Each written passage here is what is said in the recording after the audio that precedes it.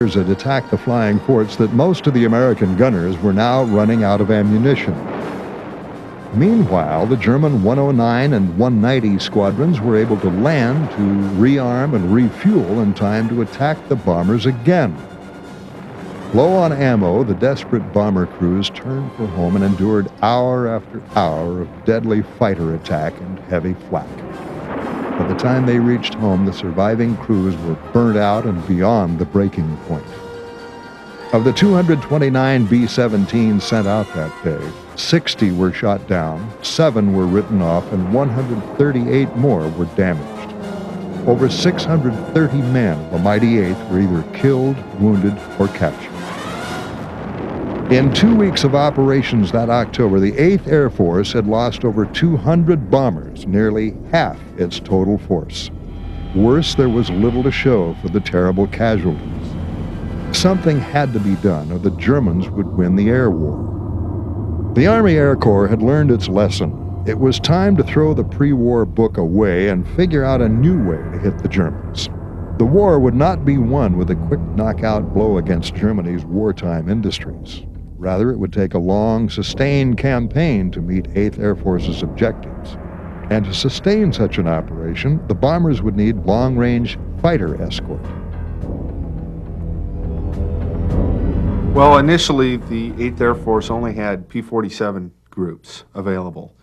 And they had a very limited range. They could only get to just about the German frontier and back. So they were not able to escort the bombers all the way to target. That posed an increasing problem as the Luftwaffe caused more and more casualties to the 8th Bomber Command.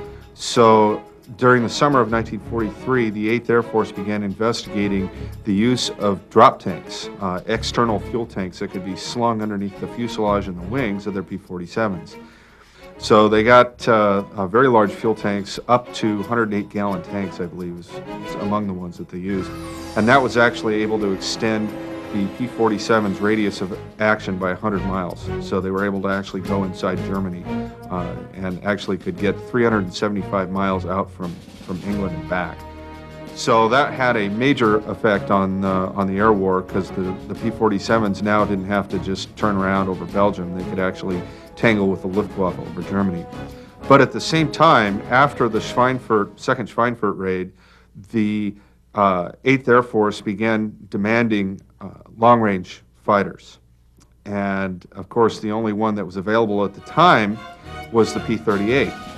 So in October of '43, the very first P-38s began escorting the bombers, and while they were not as effective as the P-47 or later the P-51, the 38s could at least provide some protection for the bombers, and they could actually go to Berlin and back. With winter closing in, the 8th Air Force flew less frequently in the final 2 months of 1943. When it did, it confined its attacks mainly to targets outside of Germany. The B-17s would wait for better weather.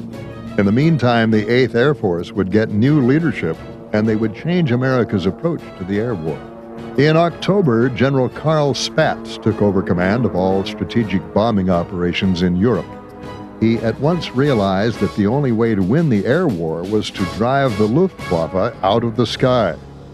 The air war would become a battle of attrition, the same sort of grueling, exhausting fighting that the original advocates of strategic air warfare had sought to avoid.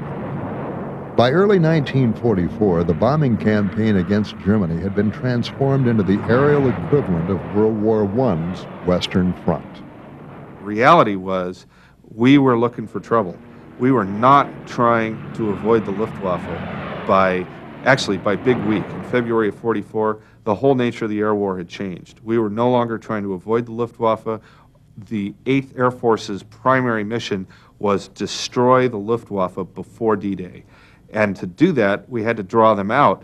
And the only way to draw them out was to pick targets that the bombers could go after that were significant enough to the Germans to get them to defend it. And so really the bombing campaign became less an issue of destroying targets on the ground as it was drawing the Luftwaffe into a fight so the long-range fighter escort could take them out. The flying fortresses had become bait. At the end of February 1944, a 5-day break in the winter weather allowed the 8th Air Force to launch attacks deep into Germany against aircraft factories and airfields. The Luftwaffe rose to the defense and waded into the bomber stream with a vengeance. But then the Lightnings, Thunderbolts, and Mustangs protecting the B-17s pounced on the Germans, savaging their ranks. While the bombers took heavy losses, the Luftwaffe's interceptor units were badly mauled during the week-long battle. 2 weeks later, the 8th Air Force went after Berlin. On the 6th of March, the Germans managed to down 69 B-17s over Berlin. In doing so, however, the Luftwaffe broke its own back. As they desperately tried to defend the Nazi capital, the 109s and 190s were set upon by American fighters and blasted from the sky.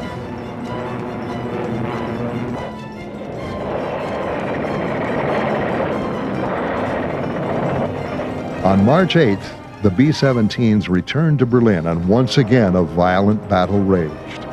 When it was over, the German interceptor force had been crippled. Somebody yelled, "Lightnings!" And I looked around. My gosh, there I saw the lightnings. And they came down, and all of a sudden I saw streamers go by. I said, "Oh boy, somebody's at my tail." And I went a little lower, and by that time I heard a loud bang, and he had cut off part of the right wing, and I just cut it and instinctively put her down. When the 8th Air Force returned to Berlin the next day, hardly a German fighter was seen, much to the delight of the bomber crews. For the next 3 months, the battle of attrition played out in all its bloody finality. The Germans lost more pilots than they could possibly replace, while the American units were reinforced regularly and never suffered from a shortage of crews. It was a race to see which side would die faster and which side would run out of warm bodies to throw into the fray. It was a race the Germans could not win.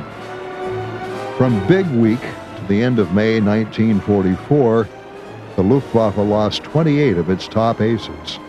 During Big Week alone, the Luftwaffe lost 33% of its fighter force and 17.9% of its pilots defending the Reich.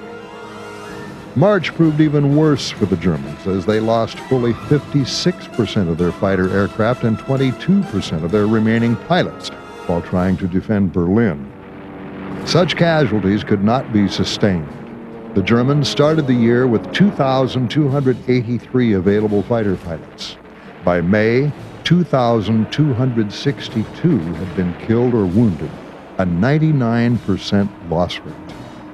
The Luftwaffe was being bled white, and it was the 8th Air Force that was causing the bleeding.